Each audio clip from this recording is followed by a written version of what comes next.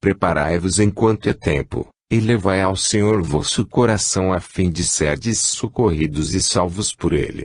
Falar-vos-ei em seguida de algo que, embora relacionado com a vossa vida terrena, há de interessar muito de perto a todos vós quando vos encontrardes de volta ao vosso plano de vida espiritual.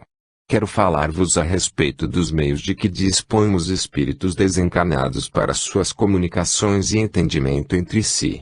Bem certo é que, enquanto permanecerem no ambiente terreno, mas desprovidos do corpo físico que foi levado à sepultura, os espíritos escutam perfeitamente o que dizem os encarnados, embora não consigam fazer-se ouvir por eles. Nesta situação, já o sabeis, permanece um número quase incontável de entidades, que por não haverem cultivado a ciência espiritual e terem seu corpo fluídico demasiado denso devido ao tipo de vida que viveram, não possuem meios de se elevarem a outros planos. Aqui permanecendo, tais entidades apenas conseguem ouvir o que os encarnados dizem, mas não podem fazer-se ouvir. Acorrem então as organizações espiritualistas ou são a elas conduzidas por outras entidades a serviço do Senhor, donde em regra são conduzidas a outro plano, deixando em paz os encarnados. Em seu novo plano de vida, surge então a grande dificuldade de entendimento para aquelas entidades levadas da Terra. Não aprenderam a manifestar-se por meio do pensamento enquanto na Terra, nem mesmo após a perda do corpo, encontrando-se aí numa situação algo penosa, muito semelhante à dos surdos mudos do vosso mundo. Foi-nos sugerido então pelo Senhor Jesus, convidar-vos a todos enquanto na Terra procurardes desenvolver a faculdade mental desde agora, com apreciável vantagem para quando vos encontrardes novamente no mundo espiritual, onde a articulação da palavra não existe, pela não existência também do órgão vocal, existindo porém o processo mental, telepático, por meio do qual todos nos comunicamos tão clara e perfeitamente como se na Terra estivéssemos. A comunicação do pensamento no alto é muito fácil de praticar, e todos os espíritos se comunicam por esse meio, ao fim de um curto ou longo aprendizado. Para que os encarnados do presente não venham a sentir-se privados do uso dessa faculdade por algum tempo, nós aqui aconselhamos um pequeno exercício destinado a proporcionar a todos uma grande alegria no futuro. O exercício é aliás bem fácil de praticar. Será suficiente que cada um de vós passe a destinar alguns minutos diários à prática seguinte, antes de deitar, e tendo concluído a oração habitual e entrando no estado de meditação, procurar proferir mentalmente algumas palavras ou frase, como se estivesse dirigindo a alguém. Preferivelmente se alguém for seu protetor espiritual, que estará sempre presente nesse momento. Formule então uma frase, um pedido em linguagem mental, o mais claramente possível. Formulem uma pergunta mesmo por esse processo, pronunciando mentalmente o que desejarem dizer ou perguntar, com o que estarão exercitando convenientemente esta faculdade tão necessária às suas comunicações e entendimento futuro. Com esse exercício hão de colher seguramente estes dois resultados: desenvolverão sua mente telepática tão útil e necessária no mundo dos espíritos, e esta agradável surpresa, com a continuidade do exercício passarão a ouvir respostas claras, compreensíveis, vindas de seus protetores espirituais, e até de parentes e amigos do outro lado da vida.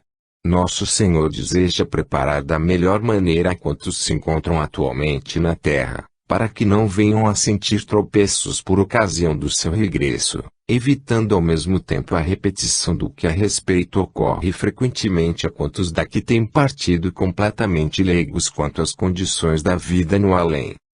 O exercício telepático praticado empenhadamente por quantos seres humanos o fizerem, há de acarretar-lhes ainda um sem número de alegrias em todos os sentidos, seja na recepção de um recado espiritual em ocasiões oportunas, seja no recebimento de esclarecimentos ou orientação de que precisem.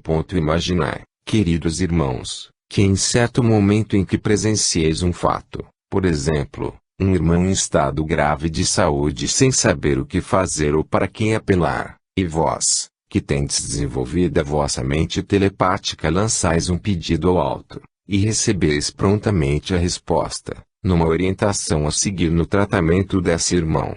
Estou bem certo, certíssimo, de que só esse fato será motivo de vos considerar descompensados do pequeno esforço empreendido no desenvolvimento da vossa mente telepática. Eis aí um exercício que o deveis praticar com empenho desde agora, resguardando-vos de o fazerdes mais tarde noutras circunstâncias. Assim vos falo, apresentando-vos uma apenas das oportunidades em que podereis usar com êxito a faculdade telepática enquanto na carne, porque todos sentimos no alto a falta de irmãos em condições de bem receberem conselhos e orientações provenientes das forças superiores em favor de irmãos encarnados em situações por vezes aflitivas. Preparai-vos então para esse elevado mister, e nosso Senhor vos retribuirá generosamente quanto puderdes fazer pelos vossos contemporâneos. Encerrando aqui a tarefa que o Senhor me designou e muito agradável se tomou para o meu espírito, desejo dizer-vos algumas palavras acerca de mim próprio, cujo nome acredito jamais tereis ouvido pronunciar. Direi então que minha última existência eu a cumpri no Extremo Oriente a serviço do nosso venerado Mestre Jesus, dedicando todos os meus dias ao aprimoramento do meu espírito e de tal modo fiz, de tal maneira consegui integrar-me na prática das leis celestiais, que meus últimos anos de vida terrena foram vividos unicamente pelo espírito, desligado totalmente das exigências da matéria. Sei que consegui formar discípulos que por sua vez formaram outros, honrando sobremodo o nome do Senhor e sua doutrina de amor e fraternidade. Vindo dizer-vos o que escrevi para figurar neste grande livro, cumpro alegremente uma tarefa junto a vós, desejando eu próprio conduzir-vos algum dia em visita àquelas paragens grandiosas da Índia em que muito aprendi e ensinei. Bastará para isso que, uma vez no alto, manifesteis pela mente telepática o desejo de falar com quem se assina, Liri Masaya. Nota: Liri Masaya, um dos maiores instrutores que viveram na Índia. Nasceu em Benares no século XVIII. Um laço espiritual multimilenar entre ele e Babaji, só comparável ao existente entre os espíritos de Jesus e João Batista, fez que Liri tosse identificado em Benares por Babaji desde os primeiros anos, não mais o perdendo de vista. Liri crescia e iniciava-se no trabalho como empregado de uma firma inglesa, quando esta recebeu de Londres uma ordem para que enviassem um funcionário a Ranikhet, uma povoação próxima aos Himalaias, onde os ingleses mantinham um posto de serviço. Liri foi o indicado. No primeiro fim de semana o jovem Liri, que muito já ouvira falar sobre a montanha sagrada, empreendeu pequena excursão montanha acima, a fim de satisfazer a sua curiosidade. Descansava então a uma sombra acolhedora quando ouviu chamarem-no de mais alto pelo nome, o que lhe causou grande surpresa, mas atendeu ao chamado. Alcançou uma clareira onde um homem de meia idade o abraçou com afeto, falando-lhe da amizade multimilenar que os unia. Aquele homem de meia idade era Babaji. Para sua melhor compreensão e recordação, Babaji transportou-lhe a existências passadas vividas naquela montanha, onde conservava religiosamente vários objetos que foram seus. Liri Masaya, assim transportado ao passado, tudo recordou. Assistiu então a um fato curioso. Como tivesse manifestado em tempos idos a curiosidade de conhecer um palácio de ouro, seu antigo instrutor Babaji fez materializar-se ali um belo palácio de ouro que Liri percorreu em sua antiga personalidade, sentindo-se verdadeiramente encantado. Isto aparentemente durou horas, mas na realidade transcorreram 8 dias. Transportado Liri novamente à realidade, despediu-se de seu antigo guru, desceu a montanha sagrada e apresentou-se no escritório, onde já havia sido dado por morto ou desaparecido. Retornando a Benares, Liri, embora desconhecido da sociedade, sentia que um renascimento espiritual começava a fluir na parte da cidade em que vivia, cujo centro era sua pessoa. Vivendo a vida tranquila do homem ideal, sentia-se verdadeiramente feliz com a sua glória. O chefe do escritório foi um dos primeiros a notar a mudança transcendental que se operara no seu empregado, a quem passara a chamar com carinho Estático Babu. Liri, ao ver o chefe muito abatido uma manhã, perguntou-lhe a causa, tendo o mesmo respondido que estava muito triste por estar a esposa gravemente doente em Londres e ele tomado de grande ansiedade. Eu lhe trarei dentro em pouco algum recado dela, disse Liri, deixando a sala e sentando-se por algum tempo a sós num compartimento isolado. No seu regresso sorriu para o chefe dizendo-lhe: sua esposa está melhorando, está neste momento escrevendo-lhe uma carta. E citou algumas frases da carta. O chefe, satisfeito com a notícia, disse-lhe que só acreditava nela por notar nele um senhor estático. Por fim chegou a carta anunciada. O chefe do escritório ficou deveras surpreendido ao ver na carta as frases exatas que Liri lhe havia antecipado. A esposa chegou da Inglaterra alguns meses mais tarde. Visitou o escritório onde estava tranquilamente sentado à sua mesa Liri Mazaya. A senhora aproximou-se dele reverentemente e lhe disse: Senhor. Era a sua forma, nimbada com um halo de luz gloriosa, a que eu contemplei há poucos meses ao lado da minha cama de enferma em Londres. Naquele instante fui imediatamente curada. Pouco tempo depois encontrei-me em condições de fazer esta grande viagem à Índia por mar. A grande missão de Liri Mazaya na Índia foi a de promover o ressurgimento da Kriya Yoga, cujo ensino se encontrava ali quase esquecido. Além dos seus deveres espirituais assim como os da família, o grande guru dedicou um interesse especial ao problema educativo, organizando grupos de estudo e desempenhando um importante papel no desenvolvimento de uma grande escola de cursos secundários em Bengalitola, um bairro importante da cidade de Benares, onde pregava diariamente sobre tópicos das escrituras. Conta-se como um fato significativo na vida de Liri Mazaya, proporcionar a iniciação da Kriya Yoga a pessoas de todas as religiões, sem se limitar unicamente aos hindus, porque tanto muçulmanos como cristãos eram seus discípulos destacados. Monistas e dualistas, assim como outras seitas não organizadas ou reconhecidas, todas eram igualmente instruídas pelo grande Guru Universal. Eis um dos conselhos desse grande instrutor hindu aos seus discípulos: recordai sempre que não pertenceis a ninguém, e que ninguém vos pertence. Meditai em que algum dia, inesperadamente, tereis que deixar tudo o que é deste mundo. Assim, estabelecei desde agora vosso contato com Deus. Dizia-lhes ainda em sua pregação: resolvei vossos problemas através de meditação. Trocai as especulações religiosas, sem nenhum proveito, pelo contato real e verdadeiro com Deus.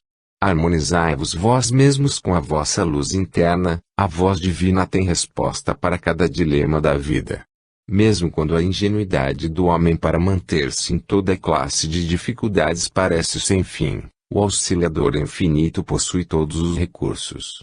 Entre os muitos santos que receberam a Kriya Yoga das mãos de Liri Mazaya, é de citar-se o ilustre Swami Vaskarananda Saraswati, de Benares, e Dogar, o ascético de grande estatura, Balananda Brahmachari. Durante algum tempo, Liri Mazaya foi tutor privado do filho do Maharaja Narayan Singh Bahadur, de Benares. Reconhecendo tanto o Maharaja como seu filho a alta espiritualidade do mestre, ambos buscaram a iniciação em Kriya como havia feito o Maharaja Jyotindrawan Thakur. Eis alguns dos títulos concedidos a Liri Mazaya por seus discípulos: Yogina, o maior dos Yogis; Yogiraj, o rei dos Yogis; e Munibar, o maior dos santos, aos quais o Paramahansa Yogananda, de cuja autobiografia, D.V., foram colhidas estas notas, acrescentou de Yogavatar, encarnação de Yoga. Fim da nota. 51. Realização divina. Atendendo de todo o coração ao chamado de meu Mestre amado, nosso Senhor Jesus Cristo, afasto-me por instantes do meu posto multissecular na montanha do Himalaia, para ligar também o meu nome terreno e o meu espírito de leal servidor do Senhor, a esta obra mediúnica que tanto bem e tanta luz irá derramar pelo mundo inteiro. Disse que me afasto por instantes do meu posto de serviço multissecular para vir até aqui, e disse bem, porque em verdade acabo de traçar uma diagonal entre a velha Índia e o Brasil, país destinado pelas forças superiores a servir de farol aos povos de outros continentes no desdobramento dos dias, anos e séculos do porvir. Confesso que, vivendo há muitos séculos naquele meu posto situado em alguma parte da montanha sagrada, ainda não havia tido o ensejo de conhecer de perto este grande país tão próximo do Polo Sul, porque vivo no Extremo Oriente, onde para vós outros parece nascer o sol todas as manhãs. Vinda então até aqui para escrever algumas palavras em apoio de quanto vos disseram outros iluminados do espaço, eu explicarei a quantos o ignoram o motivo de minha permanência no corpo por todo este tempo, em vez de ir-me embora do plano físico como todos os demais espíritos que por aqui passaram como vós. Existe para isto uma razão muito forte que eu tentarei explicar em palavras até ao ponto em que a linguagem humana me permita, visto como a linguagem terrena, qualquer que seja o idioma, é insuficiente para traduzir fatos espirituais com a necessária clareza. Começarei por dizer-vos que o meu e o Espírito do Senhor Jesus, de tão identificados como há milênios se encontram, já se constituem numa força espiritual, como se disséssemos uma só entidade. Permanecendo então no meu pobre organismo físico numa das numerosas grutas ou covas existentes na montanha sagrada, eu desempenho uma importante função auxiliar do governo de nosso Senhor Jesus, recebendo das regiões superiores do espaço cósmico todas as vibrações dirigidas a este plano físico, e em seguida distribuindo-as ao respectivo destino. Mantenho-me assim no mais estreito contato com os mundos espirituais, para de eles receber quanto se destine a este plano em qualquer latitude que seja, uma vez que do meio das rochas e clareiras em que permaneço, eu posso entender-me com quantas entidades se encontram em contato convosco, na qualidade de vossos guias e protetores. Direi ainda que, recebendo e distribuindo por toda a terra as bênçãos provenientes do espaço cósmico, eu sou também incumbido de captar no ambiente terreno e enviar a esse destino todas as vibrações emitidas neste ambiente, e relacionadas com felicidade e bem-estar da humanidade. Direi por conseguinte, que de tão complexa, a missão que me cabe desempenhar na Terra não me permite conciliar o sono por um instante sequer, nem de tal eu me recordo, em face de uma integração absoluta da minha vida terrena na vida espiritual. Vou satisfazer um pouco a vossa curiosidade acerca de como me tem sido possível conservar meu corpo físico em plena forma durante os séculos em que o constituí. Se tal explicação me é fácil de dar-vos, muito mais fácil me tem sido conservar o meu corpo terreno. Não desejo fornecer-vos semelhante explicação apenas como elemento de curiosidade para vós, mas principalmente como um ensinamento a todos os encarnados, para que se esforcem em atingir por sua vez esse mesmo objetivo. Sabendo como sabeis que ao espírito incumbe a função, ou obrigação, de construir e conservar o seu veículo de carne no plano físico, para nele viver e se locomover durante suas encarnações, está na vontade e determinação do espírito conservar esse veículo pelo tempo que desejar, e portanto mais tempo conservará, quanto mais benéfica para a coletividade possa resultar a sua permanência na carne.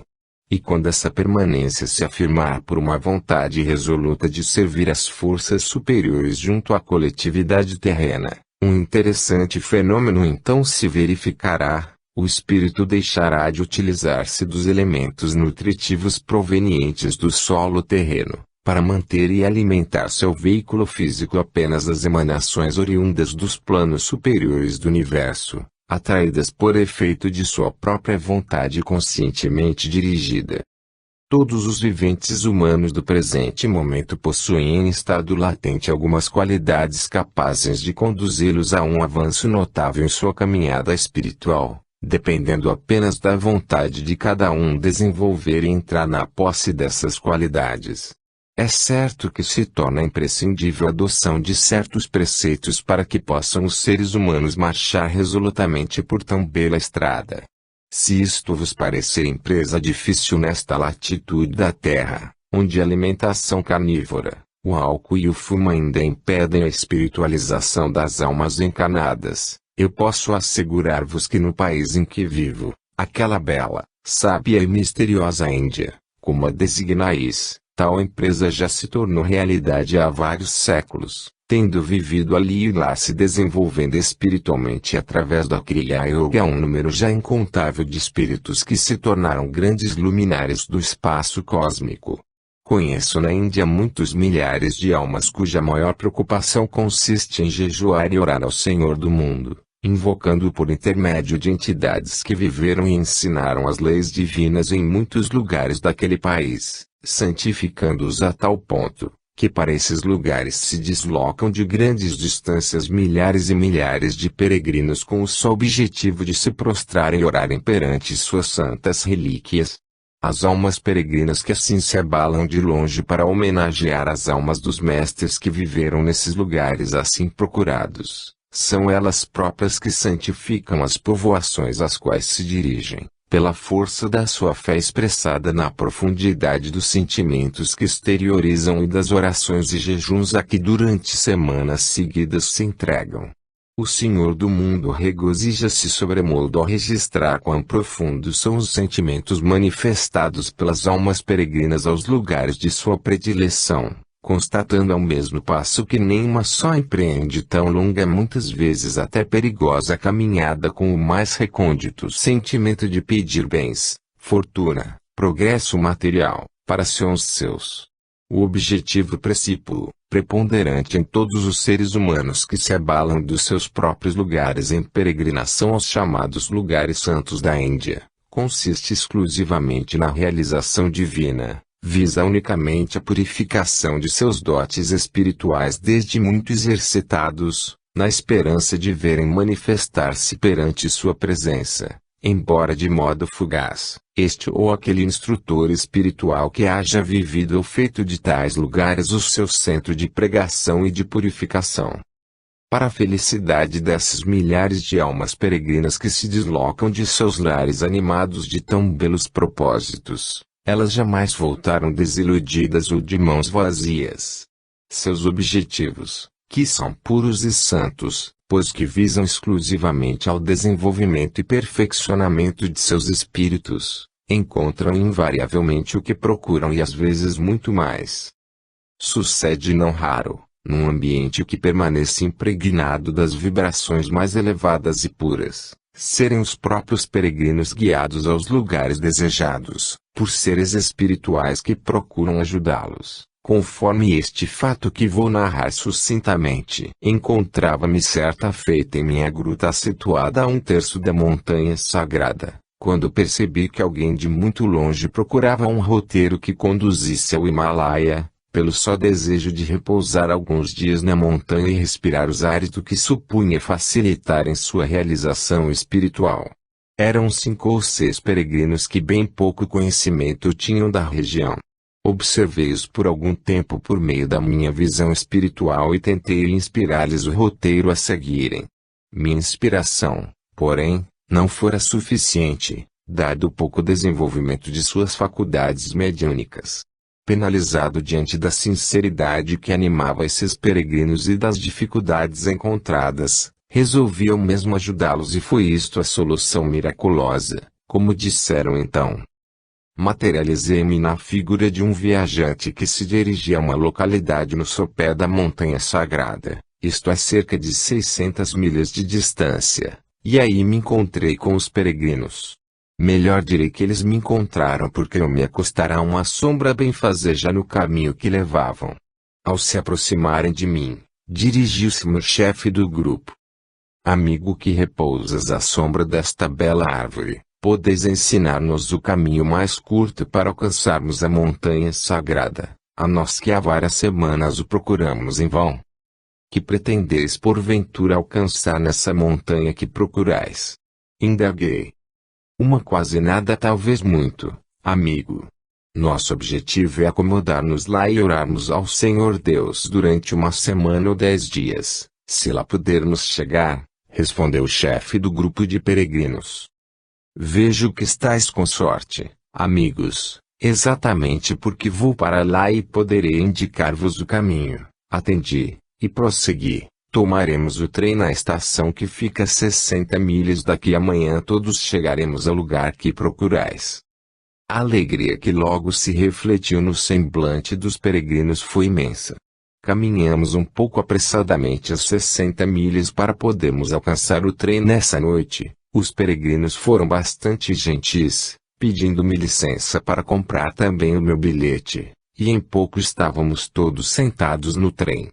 Na manhã seguinte desembarcávamos, muito alegres os peregrinos quando lhes apontei o caminho do Himalaia, aí nos despedindo. À tardinha desse dia, ao anoitecer mesmo, pude contemplar os meus amigos acomodados no centro de uma clareira situada a pouco mais de 6 milhas da encosta, e notei com alegria que oravam ao Senhor Deus, a quem suplicavam a misericórdia de alcançarem a visão espiritual de algum mestre que pudesse instruí-los de viva voz, acerca de sua realização da divindade. Um riacho descia do alto da montanha e produzia na alma dos peregrinos um grande bem-estar que os refazia do cansaço da viagem. Soadas as 3 badaladas das Ave-Marias no carrilhão do infinito, iniciei uma tênue projeção de luz sobre o local em que se encontravam, logo percebida com sinceras demonstrações de fé e reconhecimento. Continuaram com maior alento a sua oração, agora em agradecimento ao Senhor Deus por haverem sido ouvidos. Acerquei-me então dos meus amigos peregrinos, não mais na indumentária do viajante da véspera, mas em meu corpo translúcido, e falei-lhes: Irmãos que vos encaminhastes até aqui para orar ao Senhor Deus, alegrai-vos, porque vossas orações foram ouvidas. Minha presença entre vós é disso o melhor sinal. Aquelas boas almas prostraram-se aos meus pés em sinal de agradecimento ao Senhor Deus, supondo que fosse Ele próprio em espírito. E falei-lhes novamente desta maneira: O Senhor Deus não sou eu, mas um seu enviado. O Senhor Deus deseja que fiqueis sabendo que não existe lugar privilegiado onde se manifeste. Para o Senhor Deus são lugares apropriados à sua manifestação todos aqueles em que sejam proferidas orações fervorosas como as que acabais de proferir. Nesta montanha, na planície, em vossos lares ou noutra qualquer parte em que se eleve a prece de um filho, o Senhor Deus aí estará e se manifestará sempre que solicitado. Ide, pois, em paz e conservai vossas almas permanentemente em ligação com o Senhor Deus, e Ele estará para sempre convosco. Foi com indizível alegria que pude testemunhar a grandiosidade do bem que pude proporcionar àquele punhado de peregrinos que tão sinceramente buscavam a realização divina. Este fato, relatado assim sucintamente, pode servir para o momento em que qualquer de vós intente também a sua realização divina, o que poderá dar-se em seu próprio lar, sem necessidade, portanto, de se deslocar até a montanha sagrada, ou outro local fora do seu próprio ambiente. Despedindo-me de vós neste ponto, prometo atender prontamente a quantos desejarem ver-me ou falar-me, bastando para isso pensarem fortemente, sinceramente, no nome de Babaji. Nota: Babaji, as referências que no Ocidente se conhecem a respeito deste grande espírito, devem-se ao Paramahansa Yogananda, de cuja autobiografia, D.V., extraio as notas seguintes. Os desfiladeiros dos Himalaias, perto de Badrinarayan, são abençoados pela presença vivente de Babaji, o Guru, instrutor, de Lirimazaya. O solitário mestre tem conservado sua forma por séculos, quiçá milênios. O estado espiritual de Babaji está muito além de toda a compreensão humana, segundo explicou Sri Yukteswar. A raquítica visão humana não pode penetrar através de sua estrela transcendental. O fato de não existirem referências históricas acerca de Babaji não deve surpreender-nos. O grande guru nunca apareceu ostensivamente em nenhum século, O brilho negativo da publicidade não tem tido lugar nos seus planos milenares. Como criador, e único embora silencioso poder, Babaji trabalha numa obscura humildade. A missão de Babaji na Índia tem sido ajudar aos profetas a levar a cabo o que se lhes encomendou. Assim se pode qualificar o que nas escrituras se denomina um avatar, grande avatar. Foi Babaji quem deu a iniciação na Yoga Shankara, antigo fundador da Ordem dos Swamis, e a Kabir, famoso santo medieval. Seu principal discípulo no século XIX foi Liri Masaya, revivador da quase perdida Kriya Yoga. O grande avatar encontra-se em comunicação constante com Cristo, e juntos, mandam suas vibrações de redenção e planejaram a técnica espiritual de salvação para esta era. A obra destes dois grandes mestres, um em corpo físico e o outro em espírito, e a de inspirar as nações a desterrar as guerras suicidas, os ódios raciais, os sectarismos religiosos e os males cruciais do materialismo. Diz ainda Yogananda, não se conhecem dados concretos acerca da família de Babaji ou do lugar de seu nascimento, dados que seriam preciosos para os analistas. Babaji fala geralmente Hindi, idioma falado pela gente culta do Hindustão, porém pode conversar com facilidade em qualquer outro idioma. Vários títulos lhe têm dado os discípulos de Liri Masaya, dentre eles os de Mamuni Babaji Marji, Supremo Santo Estático, Marji, o maior dos Yogis. O imortal Guru não apresenta sinais de idade em seu corpo, parece ser maior que um jovem de 25 anos. É de tez clara, estatura e compleição medianas. O corpo formoso e forte de Babaji irradia um brilho perceptível. Seus olhos são escuros, ternos e serenos. Seu largo e lustroso cabelo é de cor acobreada. Fim da nota. Fim.